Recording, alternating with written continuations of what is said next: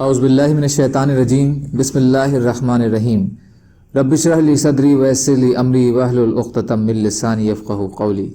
ریاض الصالحین حصہ اول، احادیث نبی صلی اللہ علیہ وسلم۔ ام المومنین اما عائشہ رضی اللہ تعالی عنہا سے روایت ہے کہ رسول اللہ صلی اللہ علیہ وسلم ایک دن گھر سے باہر تشریف لائے اور آپ کے جسم پر سیاہ بالوں کی بنی ہوئی ایک نقش اور نگار والی چادر تھی۔ مسلم شریف۔ فائدہ: اس میں بالوں سے بنی ہوئی چیز کا کالا رنگ کا کپڑا پہننے اور غیر جاندار کی تصویر کا ذکر ہے۔ حضرت مغیرہ بن شعبہ رضی اللہ تعالی عنہ سے روایت ہے کہ میں ایک رات رسول اللہ صلی اللہ علیہ وسلم کے وقت رسول اللہ صلی اللہ علیہ وسلم کے ساتھ تھا۔ آپ صلی اللہ علیہ وسلم نے مجھ سے فرمایا، کیا تیرے پاس پانی ہے؟ میں نے کہا جی ہاں۔ تو آپ صلی اللہ علیہ وسلم اپنی سواری سے اترے اور چل پڑے یہاں تک کہ آپ رات کی تاریکی میں چھپ گئے۔ پھر آپ تشریف لائے تو میں نے برتن سے آپ پر پانی ڈالا تو آپ نے اپنا چہرہ مبارک دھویا اور آپ کے جسم پر اونی جبہ تھا۔ آپ نے اس سے اپنے بازو نکالنے کی کوشش فرمائی لیکن نہ نکال سکے، یہاں تک کہ انہیں جبے کے نیچے سے نکالا تو آپ نے اپنے بازو دھوئے اور سر کا مسح کیا۔ پھر میں آپ کے جوتے اتارنے کے لیے جھکا تو آپ صلی اللہ علیہ وسلم نے فرمایا، انہیں چھوڑ دو، اس لیے کہ میں نے پاؤں پاکیزگی کی حالت میں ان میں داخل کیے ہیں، اور آپ نے ان پر مسح فرمایا۔ بخاری اور مسلم۔ اور ایک روایت میں ہے کہ آپ صلی اللہ علیہ وسلم کے جسم اطہر پر شامی جبہ تھا جس کی آستینیں تنگ تھیں۔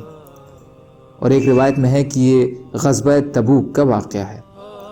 فائدہ: اس میں اونی لباس پہننے کی بات کی گئی ہے۔ اس کے علاوہ بیت الخلاء کے لیے ضروری ہے کہ آدمی لوگوں کی نظروں سے دور نکل جائے۔ موزوں اور جرابوں پر مسح کرنا جائز ہے بشرطے کہ موزے وضو کی حالت میں پہنے گئے ہوں۔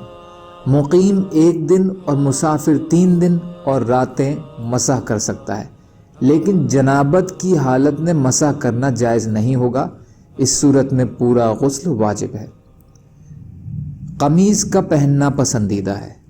حضرت ام سلمہ رضی اللہ تعالی عنہا بیان فرماتی ہیں کہ رسول اللہ صلی اللہ علیہ وسلم کو کپڑوں میں سب سے زیادہ پسندیدہ قمیض تھی۔ ابو داؤد، ترمذی۔ یہ حدیث حسن ہے۔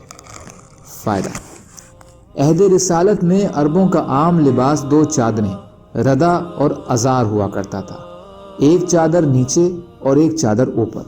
کچھ رواج قمیض کا بھی تھا جو بہت کم تھا، لیکن چادروں کے مقابلے میں قمیض میں پردہ بھی زیادہ ہے اور آسانی بھی زیادہ ہے، اس لیے نبی اکرم صلی اللہ علیہ وسلم نے اس کو سب سے زیادہ پسند فرمایا۔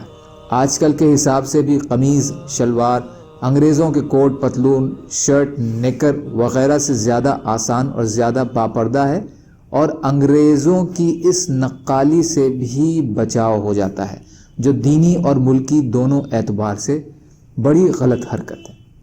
اللہ تعالیٰ کہنے سننے سے زیادہ عمل کی توفیق عطا فرمائے۔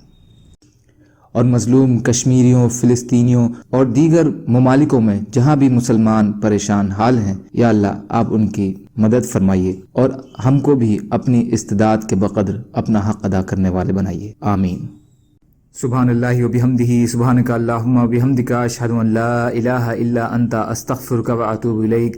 سبحان ربک رب العزت عما یصفون، وسلام علی المرسلین، والحمد للہ رب العالمین، برحمتک یا ارحم الراحمین، لا الہ الا اللہ، محمد رسول اللہ۔